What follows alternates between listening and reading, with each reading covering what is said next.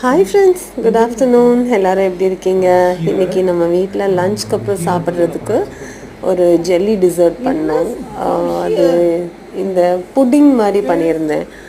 ஒரு 2 மாம்பழம், நல்ல மாம்பழமாக இருந்தது வீட்டில். ஸோ அதுலேருந்து பியூரி எடுத்து அதை வந்து இந்த அகர் அகர் அது கூட சேர்த்து ஜெல்லி மாதிரி பண்ணி, பட் ஜெல்லி மாதிரி பண்ணல, பியூர் ஜெல்லி மாதிரி. பட் அது கூட பால், கொஞ்சம் கண்டென்ஸ்ட் மில்க்கு, கொஞ்சம் நட்ஸ் பவுடர், இது எல்லாத்தையும் மிக்ஸ் பண்ணி கொஞ்சம் சுகர் போட்டு அதை வந்து மேங்கோ புட்டிங் மாதிரி பண்ணியிருந்தேன்.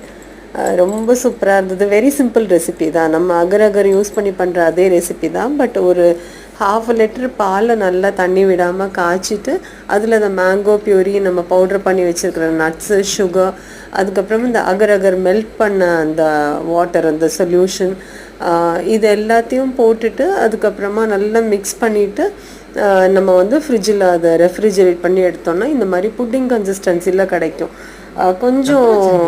கொஞ்சம் ஹார்ட் ஜெல்லி மாதிரி கிடைக்காது, பட் இந்த மாதிரி புட்டிங் கன்சிஸ்டன்சியில் கிடைக்கும். பிகாஸ் நம்ம மில்க் வந்து சேர்க்கறதுனால ரொம்ப சூப்பராக இருந்தது. ஆனால் என் ஹஸ்பண்டும் என் பையனும் பயங்கரமாக கிண்டல் பண்ணி தீர்த்துட்டாங்க. பிகாஸ் ஃபர்ஸ்ட் டைம் இதை நான் ட்ரை பண்ணேன். சரியாக வருமா வராதாங்கிற பயம் எனக்கு இருந்தது.